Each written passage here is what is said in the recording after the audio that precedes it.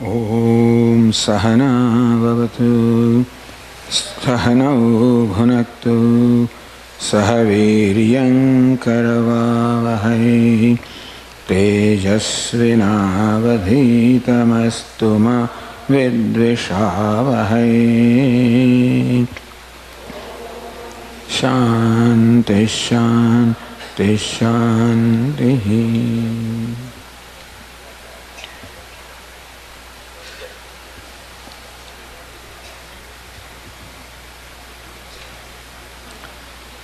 The topic of our talk today is Saranagati, which means surrender.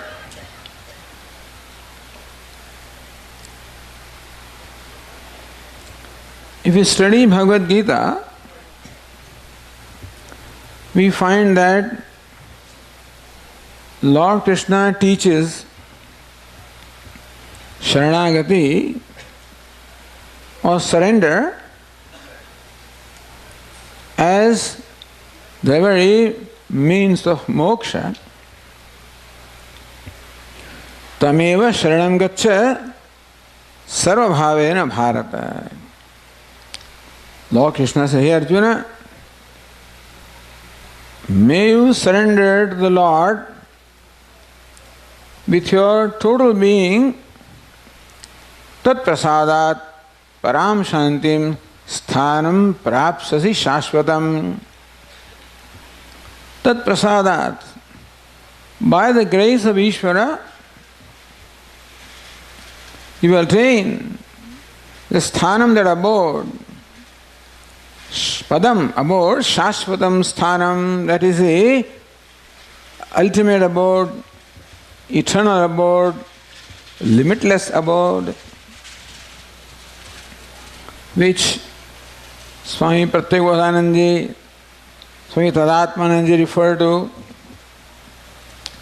That abode, even the word is used padam. Word padam is used in the Upanishads as well as Bhagavad Gita for referring to the goal or the destination. Padyate iti padam, that which is attained is called padam or abode. But really speaking,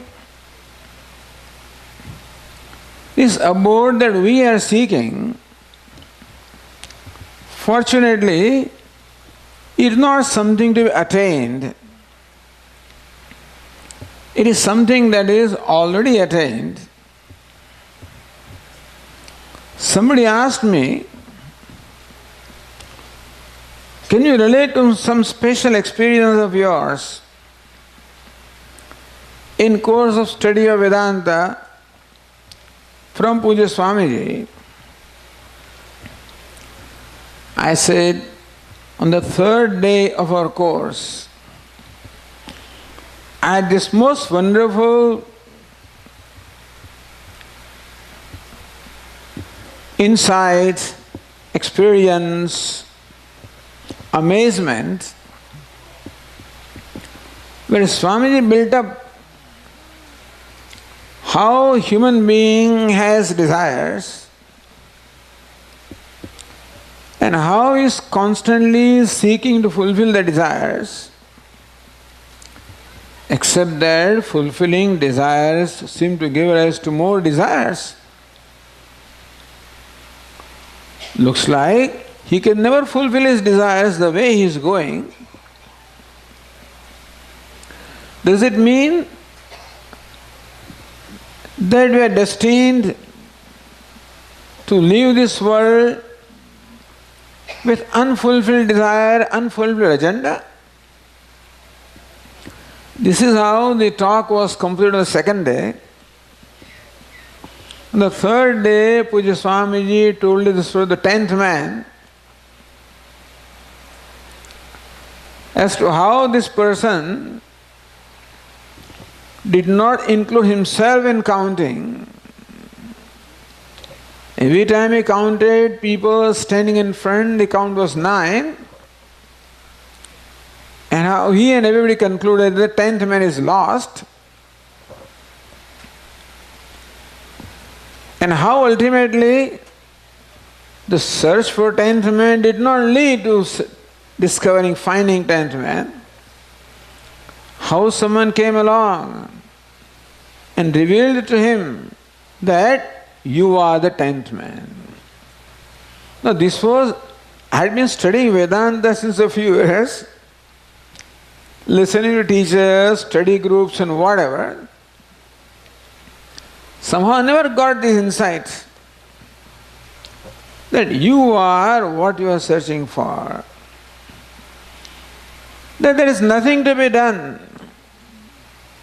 All there is to be done is to see what is, to discover what is. And I was so relieved, being an extremely lazy person that I am, who would want to avoid doing things. When I understood that there is nothing to be achieved and nothing to be done, I was most relieved. That is the most wonderful experience of my life. So even though the word padam or abode is used, tad Vishnoho paramam padam, the supreme or limitless abode of Lord Vishnu, gacchante muhudaha padamam param tat. The amudaha, the wise people, reach that padam or the abode. That abode happens to be our own self. Tameva sharanam gaccha. Oh Lord Krishna says, Mam ekam sharanam vraja. May you surrender to me. Surrender to Lord. As Lord Krishna teaches the Bhagavad Gita, as our Puja Swami was very fond of saying, what is Ishvara. What is? What I experience, what I encounter is all Ishvara, meaning that the universe is the manifestation of Ishvara. So first discovery in our life is that what is Ishvara. Astityavopalabdhavya. Kathopanishad says, first Ishvara has to be discovered as is, or as what is Ishvara. What is Ishvara? Then what's the problem? If what I am constantly experiencing is Ishvara alone,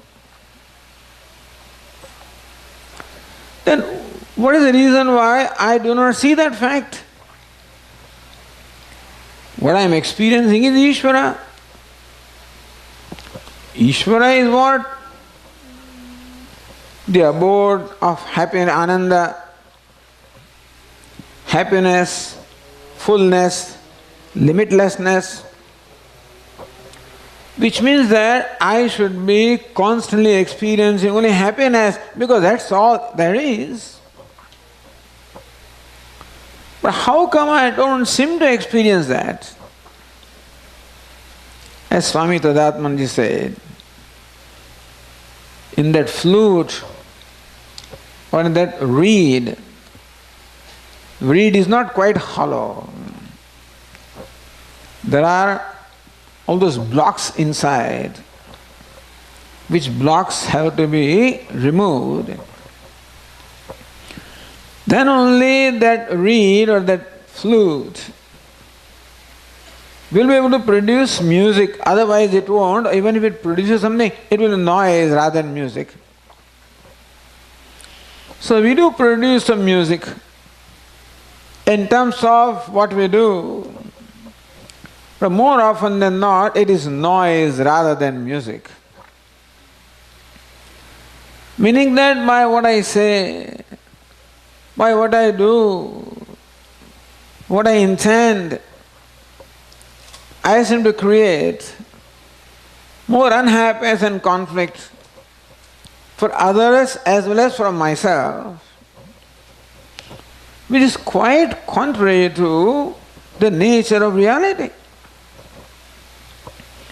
So, this is the first level of surrender. Our Swami Pratyabodhanandi said, the peace has to be discovered in 2 stages.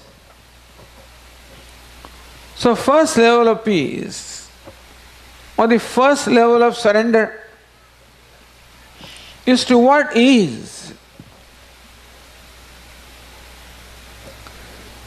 I have a hard time in surrendering to what is, or in accepting what is. I resist what I encounter. I react. I reject when it does not conform to my expectations. I have an expectation or demand as to what should be,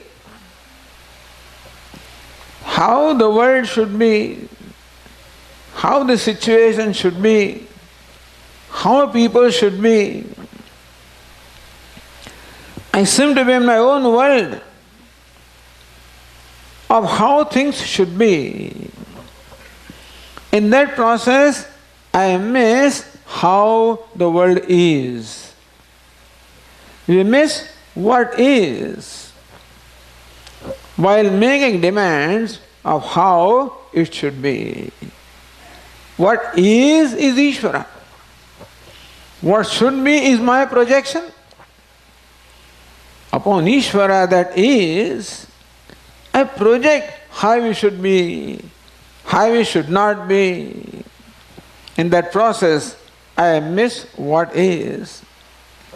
What is Ananda. What is happiness, or that beautiful music. So first surrender is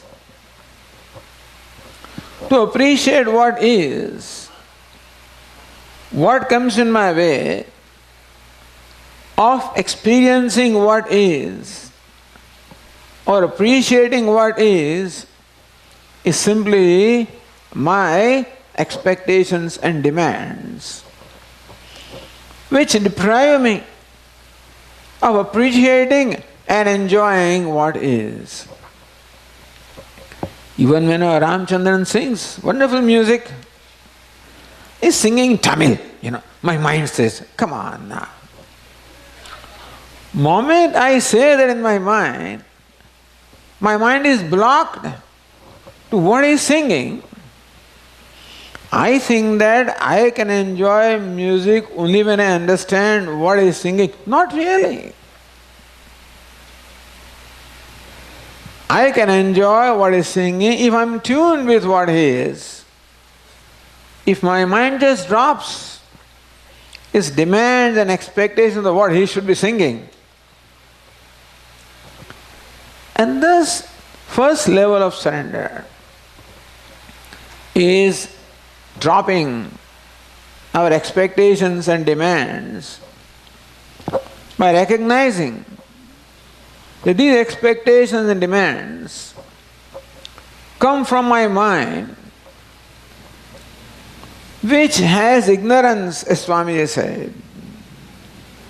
And that ignorance brings about ahankara. The ahankara is the sense of individuality, ego. Mamakara, this is mine and that is yours, dividing everything. Raga, likes, dvesha, dislikes. All of these deprive me of experiencing what is. We don't have to go any place for searching for Ishvara. Buddhir buddhimatam tejas tejasvinamaham. Bhagavan is not only outside, right within us. Buddhir buddhimatam Lord Krishna says, I am the very intelligence of the intelligent. Tejas tejasvinamaham, I am the very brilliance of the brilliant. Balam balavatam cha, I am the very strength of the strong. I am the Chetana, I am the consciousness, the very sentiency that is in my body. All of these are manifestations of Ishvara. I don't have to go any place.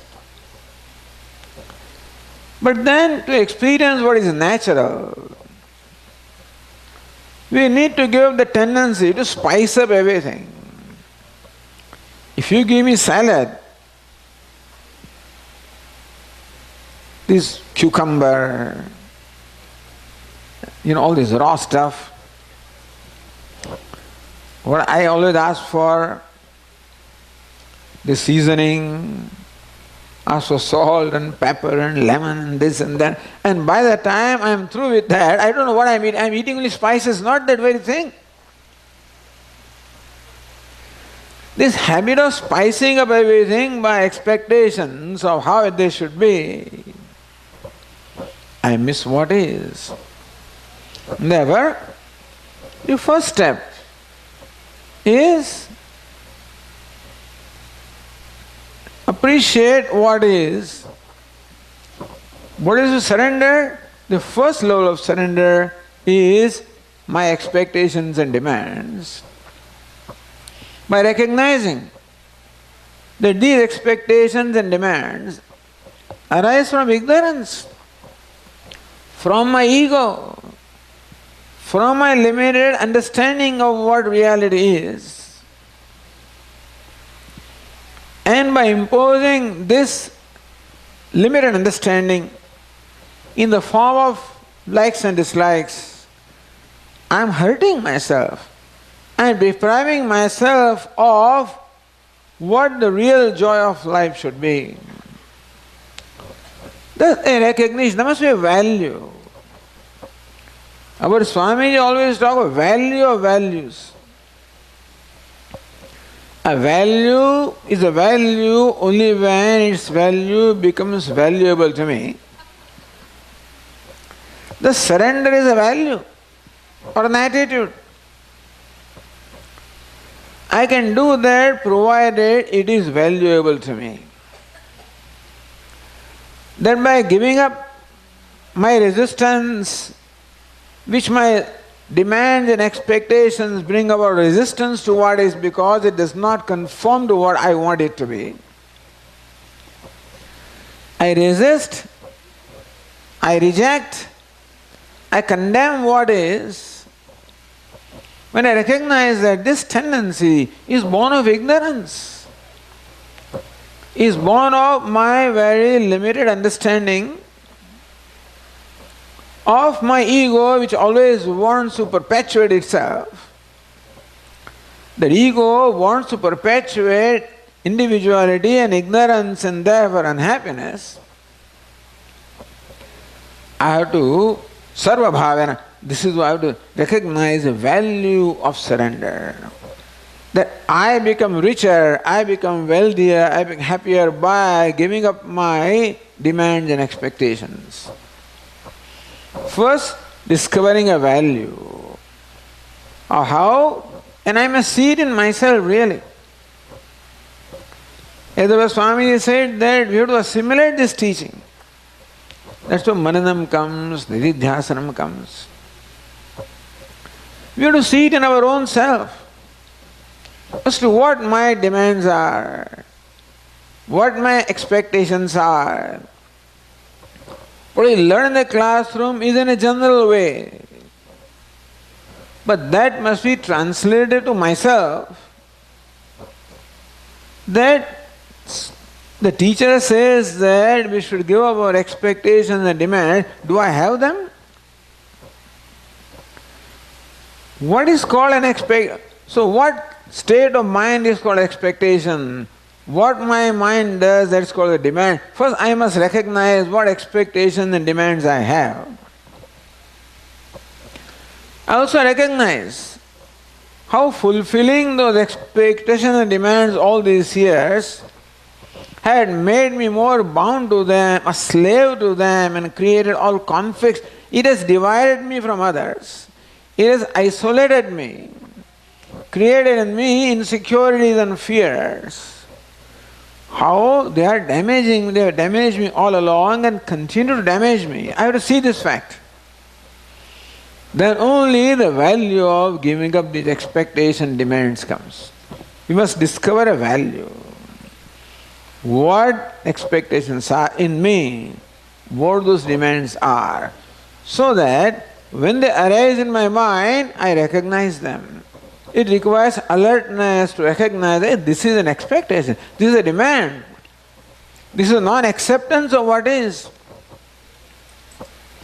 It's a habitual thing, not accepting what is. Always demanding that things should be as I want them to be. So I should recognize the tendency and let go. Okay, accept what is. But Swamiji, how can I accept what is? What is Ishvara? But Swamiji, what is sometimes very, very painful. Lot of things happen in my life which are not always pleasant. How can I accept the painful? How can I accept failure? How can I accept loss in my life? How can I accept this? Our Swamiji taught this very brilliant idea. Lord Krishna says, Siddhya Siddhyoho Samo Bhutva, may you be even-minded in success and failure, but how? I can be even-minded provided success and failure equal to me. How can they be equal? They are totally contradictory, they are mutually exclusive. How can these two mutually exclusive things, how can they be equal? So Swamiji said, by the attitude. I can have an attitude towards them which makes them equal for me, even though as events they are not equal, but the way I look upon them, it's just prasada buddhi. Whatever comes before you. And success and failure stand for all pairs of opposites. Honor or dishonor, praise or censure, success or failure, gain or loss, even birth or death. Whatever it is, because we are taught what is manifestation of Ishvara. Ishvara alone is manifest constantly before me in the form of various situations and events. And therefore, Ishvara has chosen to appear before me as failure. Okay, Lord. He has chosen to appear before me as insult. I'll accept it. As censure, I'll insult it. Accept it. It's easier said than done. I'm saying it, you know. If I can accept it, 80% of moksha is already attained, by the way. If that reed is made hollow by removing those clogs of expectations and demands, 80% of battle is won. Siddhim vindati manava, Lord Krishna says, when you gain this siddhi, in terms of the hollowness, meaning in terms of the purity of your mind, you are very close. The next siddhi, the second level of peace, or second level of surrender is very easy. This first one, that is very, very testing, trying. Only because of my habitual error, only because of my habit of rejecting what does not satisfy my expectation, simply rejecting. So that is where a two-step approach is required. Again, as Swamiji taught. What is one-step approach? Reacting to situation according to my habit. I don't like it, I reject it. I don't want it. You insult me, I insult you. You blame me, I blame you. That is the one-step response, which what I have been doing habitually. Two-step response. What is the second step? Being deliberate. Hey, this is how Ishvara has come before me. This man, Swamiji, is insulting me, hurting me, exploiting me in that form, and in the form of insult, Ishvara has come. Because Lord Krishna says that, look, I appear before you in variety of costumes. Sometimes I put on a sattvic costume when I am very pleasant to you. Sometimes I put on a rajasic costume when I am difficult for you. And sometimes I put on tamasic costume when I am hurtful to you. He chooses what costume to put on, not we don't unfully choose. He chooses what costume to put on. But then we have to remember that regardless of whatever costume our favorite actor puts on, my favorite actor is Amitabh Bachchan. That's the only one name I know anyway. Because Swami always used actor A, so I think that A I remember. In fact, he's called Big B, but I know him by first name. Big B or A. Since I love him, it doesn't matter in what role he comes. And he must have taken hundreds of roles by now in which he must have appeared, all including villains. So he's taken all pleasant roles, unpleasant roles, as an angry man, or as, revolting. All kinds of roles he has taken. When I look at him, the role does not matter to me. What matters to me is who plays the role. So this is the second stage, second step response.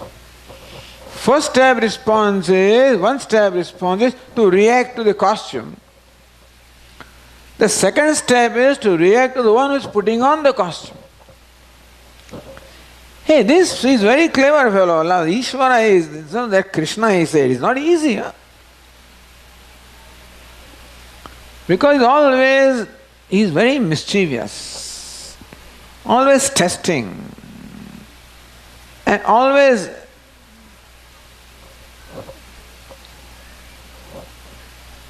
I shouldn't say making fun of me, but then testing me to see how far I pass this test. And then we have to confront him. Doesn't matter in which role you come, you are my favorite actor. At least Krishna is actor. Sometimes he comes in sattvic costume, sometimes rajasic costume, sometimes tamasic costume. Doesn't matter. I am not going to be deceived by you because I can recognize you in whatever costume you come. You are asti bhati priyam. Just as even that actor, regardless of what costume he wears, he cannot conceal his eyes. And if I recognize him by his eyes, doesn't matter what costume he wears, he can't conceal him. That he is asti bhati priyam is there. Whatever name and form he comes. Thus, reacting to name and form is one step.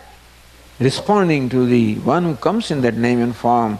What does it matter to a goldsmith? What matters is gold and not in what form it comes.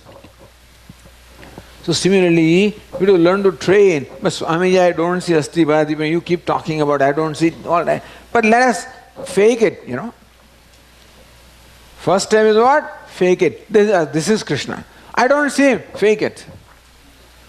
Suppose Krishna came. Because that's how he used to do, In childhood, all kinds of forms he took. Sometimes he would be very muddy, and then playing in the mud and ruin all the clothes, and sometimes eating the mud, and sometimes stealing also. The thief also he would come. Amazing, his devotees in Vrindavan, Gokul, never, they all loved him. So fake it till you make it. Fake it what? This is Krishna. Asti bhati prem. I don't see him, but he's there. Called Shraddha. That what is him. How would I respond if I recognize him? Oh, Swami, I would always, if I recognize him, I would always bow down to him. Do that. That's called surrender. Thus, first level of surrender is this demands and expectations of always wanting things to be different from what they are, always demanding that they should conform to my expectation. That is called samsara. So what is yoga? Yoga is, so samsara is what? Keeping myself intact and try to change everything around. What is yoga? Live with things as they are and changing myself. That's how a self-transformation slowly comes about. So this is the prasada buddhi. What comes is Ishvara in that form. Whether I recognize him or not, this is the Shraddha. Trust. You know what this Shraddha does? With Shraddha, the trust, I accept what comes as Krishna, and Lord Krishna says, Shraddhavan labhate jnanam. The Shraddha ultimately gets transformed in knowledge that this is Krishna. So first level is recognizing what is Krishna. This is called surrender, called bhakti. Astityovalabdavya tattvabhavena chobhayoho. Kathopanishad says first Ishvara has to be recognized as Asti is. Everybody claims, I believe in God, Swamiji. It is called lip service to God. I believe in God all right, but I do what I want to do. What do you mean believe in God? When you say believe in God, what does it mean? What is this God? That means what? That order that is in Ishvara is God in the world. That Ishvara comes as the very order in the universe. If I believe in God, that means that my life should be in conformity with the order. It cannot be in violation of the order. And therefore, surrender also calls for complying with the order, being in tune with the order, which is called dharma. And thus, Lord Krishna manifests as dharma. So two manifestations are there. As universe, he is manifest as dharma, the very order. And therefore, what surrender means is bringing that dharma, order in my life. That's not easy. What is the order? Being honest. Simple. Being truthful. It's not easy, Swamiji. Being honest is, people will exploit you. People will take advantage of you. Moment comes a question of following a value, the insecure one from me immediately protests. If you are honest, if you are truthful, if you are non-violent, Swami, you talk of forgiving everybody, people will take advantage of you. They always take. This is my insecurity. As our Swamiji said, that small-heartedness. So, again comes Shraddha. Again comes faith. That I can never go wrong. Satyameva jayate nanrutam. Upanishad says that Satyam, the truth alone wins, the falsehood never wins. The truth stands for all the values, by the way. Satyam stands for ahimsa also. For honesty, truthfulness, non-violence, compassion, forgiveness, all of these are nothing but manifestations of Satyam. Satyameva jayate, Upanishad very clearly says that truth alone wins. Satyam eva jayate. They need not say anything further, but then to clarify, evakara na anrutam, that the opposite never wins. Meaning compassion alone wins, cruelty never wins. Kindness alone wins, cruelty not. Truth alone wins, falsehood does not. Swami, you don't know. It's easy for you to wear this clothes. You go in the world and then work, then you'll find out what is this truthfulness and honesty and But then there is something called the law of karma, by the way. Law of karma is law of fairness. That's called law of karma is law of fairness. So there is fairness in the universe. That Ishvara's law is law of fairness, and there is fairness.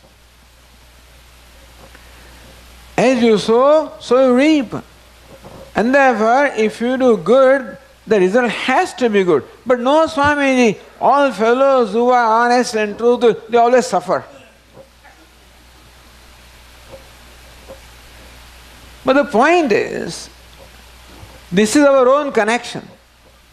The suffering in the life of this person is because he is truthful, because he is honest. How do you know that?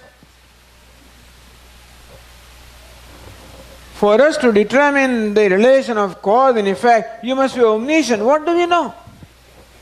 How do you know that his honesty has brought about suffering? How do you know?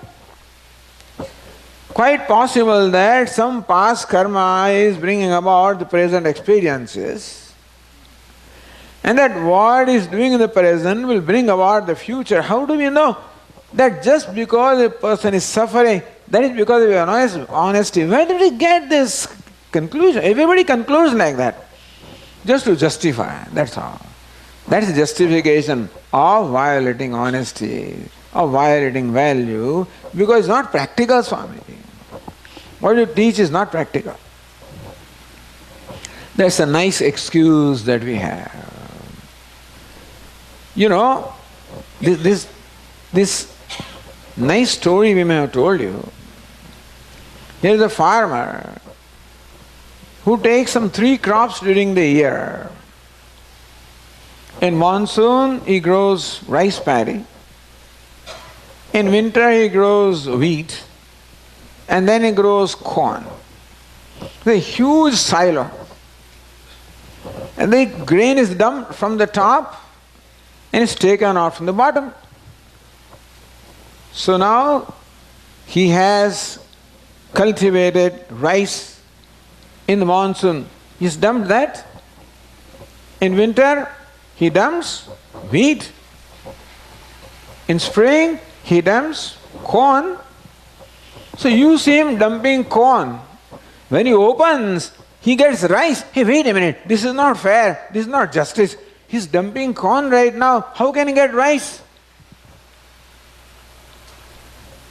But he's getting rice because he has stored rice earlier. This corn also he will get when that time comes. Again, Shraddha. All this is, you know why we need Shraddha? Because our minds are so poisoned by the prevailing environment in the universe, where there seems to be only all violence and corruption and dishonesty. I don't think that is so, but that's all the news that we get. I guess the media thrives only in feeding this kind of news to us, and therefore it has created in us an impression that all there in the world is suffering. That's all there is. As I have seen the whole world. There are 5 places they keep on every day reporting and all violence that takes place, because America is interested in those 5 places. That's all they will report. India will report some other 4 because they are interested.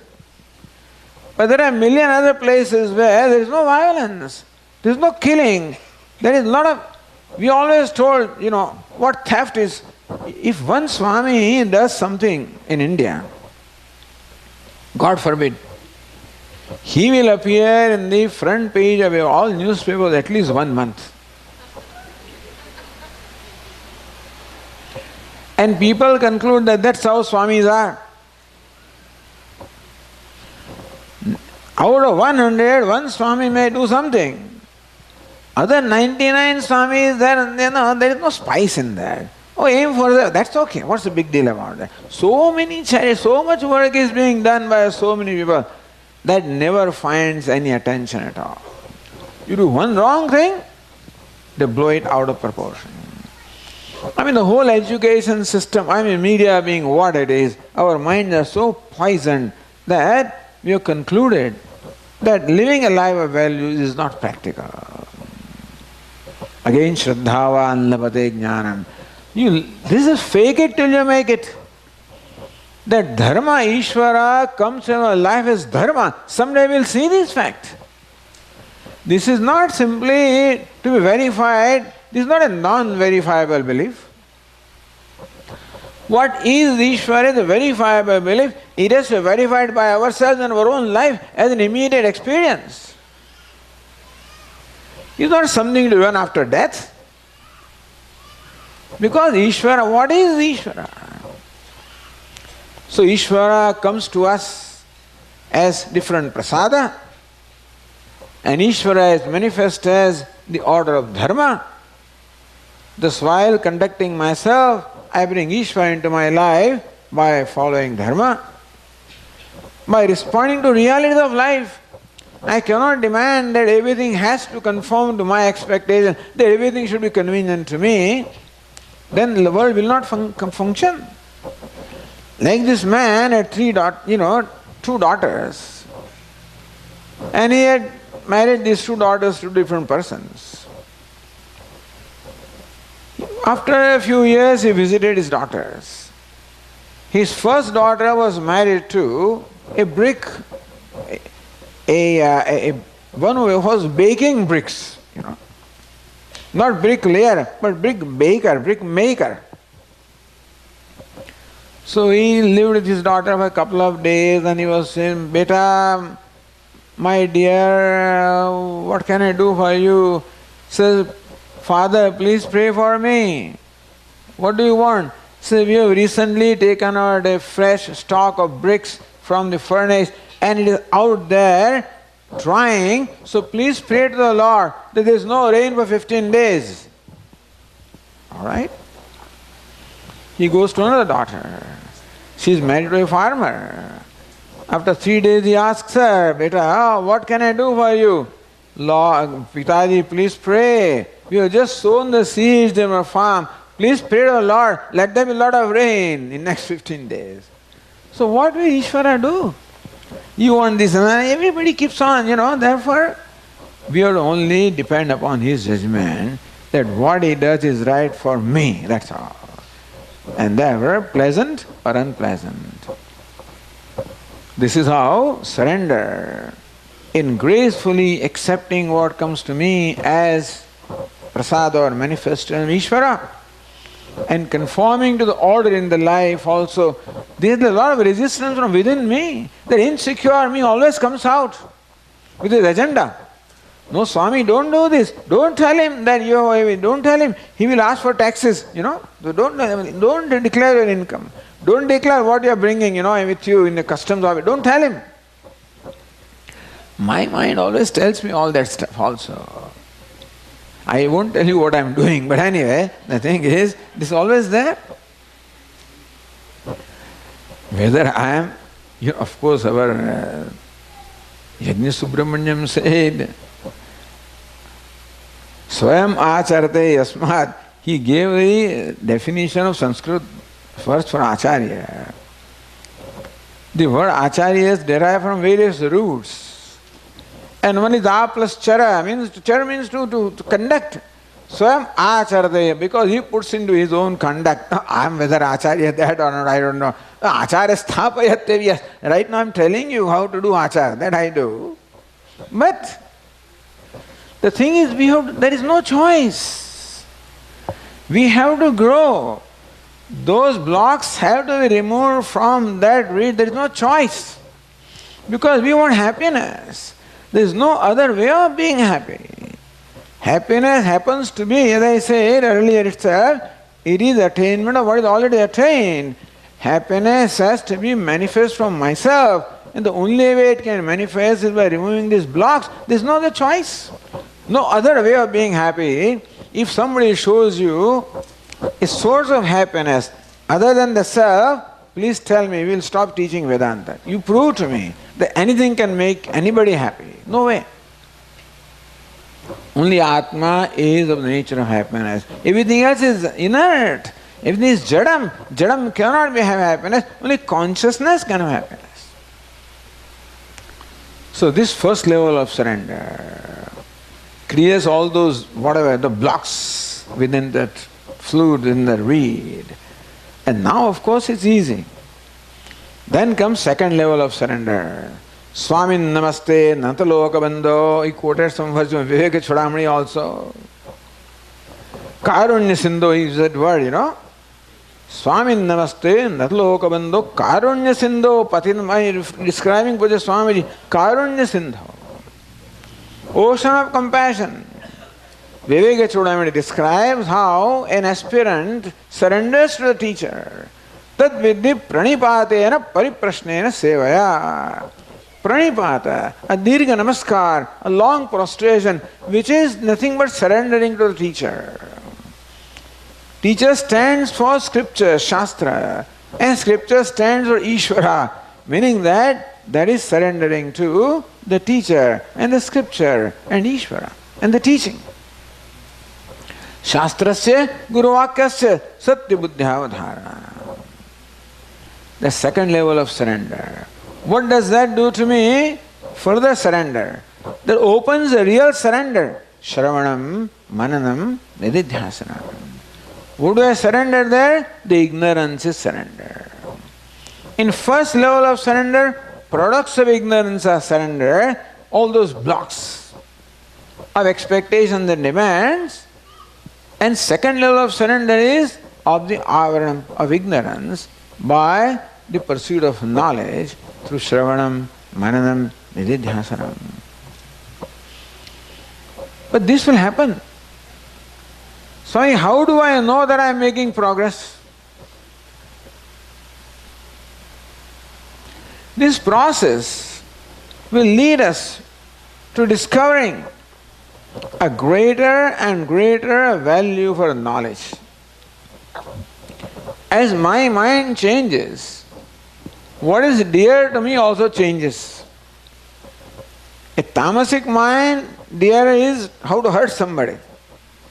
How to get happiness? By making somebody unhappy. A rajasic mind, how to grab. How become happy, doesn't matter what happens to others. A sattvic mind wants to be happy by making others happy. So we know that the mind, and then as the mind changes, my likes and dislikes change. And slowly there arises in my mind a like or desire for knowledge called vividisha. Viditatmananda, desire for knowledge. When that desire becomes strong, then what do? You go to a place where that desire can be fulfilled. That's the teacher.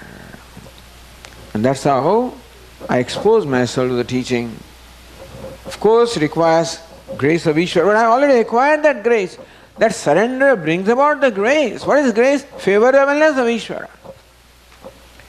When Ishvara sees that this person is favorable to me, that I am surrendering my expectations and demands and accepting Ishvara as he is, I surrender my impulses of violence, etc., and following values. When Ishvara sees I am surrendering, that is bhakti. Dadami buddhiyogam tam ye rama. Don't think that Ishvara is a live, conscious being, entity. He is not something inert, he responds. Meaning that we keep on discovering a response in our life, we find that we enjoy greater and greater grace of Ishvara. Ishvara's grace is always there. But as we make our flute more and more sensitive, then Ishvara's music becomes more and more also enjoyable. Thus we experience greater grace of Ishvara. Even Upanishad says, Astitya oblabdhavya tattva bhavena chobayoho tattva bhavena chobayoho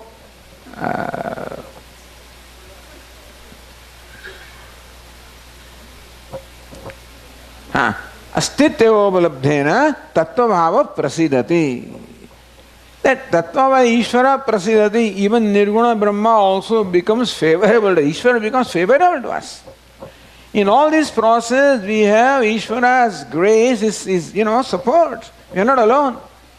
We discover this. At every step we discover the grace and favor of Ishvara, which culminates into knowledge, desire for knowledge, which culminates further grace. As Swami said, Trividam, so the Ishvara Anugraha Deva. So this is three things are there: Manushyatvam, Mumukshutvam, Mahapurusha Samshrayaha, that associate with a great teacher. All of this happens. So Swami used to say, how will Ishvara shower his grace? He will come to as your teacher. He was so confident. Because now you become his worry. Teshameva anukampartham.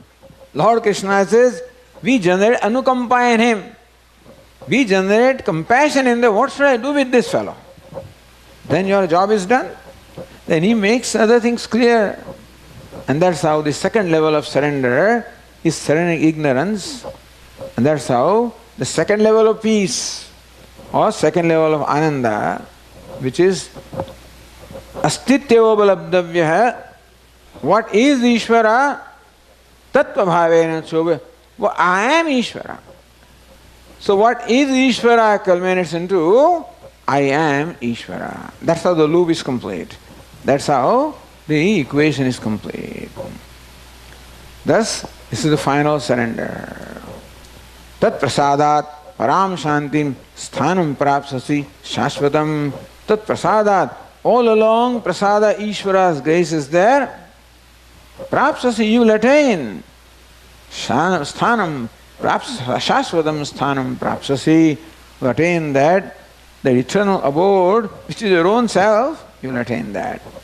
Looks like attaining ourselves is the most difficult thing in our life because we are so preoccupied in attaining other things that to attain ourselves seems the most difficult thing that also can be achieved by Ishvara's grace. And that is Saranagati, that's his surrender. So we pray to Ishvara, Lord Dakshinamurti, Shriyam, Medham, Prajnam, Prayacha. Please give us Shriyam, Shri. Wealth. Two kinds of wealth is there: material wealth and spiritual wealth. Wealth in the form of these values. Please give us kindness. Please give me compassion. My heart has become very dense. It has become very hard like a rock. I can't feel anything at all. I don't have any empathy. I don't have any sympathy. Please help me. Give me the empathy, sympathy, kindness. Give me that Shri. Medham. Then give me that intelligence. Give me that desire to know. Because what you require also is drishyetu agraya buddhya sukshmaya sukshmadarshibhihi. We require ekagrata and sukshmata. Please give me medha, the subtlety of the mind, purity of the mind, and the ekagrata, the single pointedness of the mind, a commitment, samadhanam. And prajna, please give me the wisdom that you are myself. So this prayer, we conclude with Lord Dakshinamurti's grace, Puja Swamiji's grace, and of course with all our teachers. We conclude with this prayer that all of us be blessed. And as our Shuddhatmaji said, he decided, described so many programs to you. A very clever fellow he is, of course, He has an agenda behind that naturally, that he expects more people to be around here in our coming programs. And that is a blessing of Ishvara, that really it's not an ordinary thing to come here. It's not easy. It just, Swami, so many obstacles come. People have come and then gone away. They were for 1 week camp. Swami, I can come for 3 days. I can come for 4 days. I cannot go early. And so many obstacles are there. This 1 week program is planned before. They can't even plan for 1 year ahead. For 6 days, 7 days they cannot have. No, Swamiji, I can't do this, I cannot do that. We always pray for them. But I hope that Ishvara blesses us, that we can take out some time for ourselves. The whole, the samsara will go on. The children are there, and the grandchildren, they're always there. But my daughter wants me there. So my daughter wants me this, my grandson wants. Everybody wants everywhere, and then so endless stuff. That's samsara. The whole life will go and we will not even know. And so, you have to put a stop someplace. That thus far and no further. Someday some sannyas has to come. What do you mean? Samsara, how long? And nobody wants to be some sannyasi. But if for 1 week you can become a sannyasi in the whole year, if not more. Even that we cannot do. I mean, this is pitiable. When people tell me, I bless them and I say, yes, I smile, but internally I really, feel bad. What is this? I mean, how helpless can you be? This is helplessness. That we cannot even spare this much time. But anyway, I cannot sell myself in our Gurukulam. That is his job, I guess, And so, be glad, God bless you, everybody. Hari Om. Om Purnamada Purnamidam Purnat Purnamudachyate Purnasya Purnamadaya Purnameva Vashishyate. Om Shanti Shanti Shanti. Hari Om. Shri Gurubhyo Namaha. Hari Om. Thank you so much.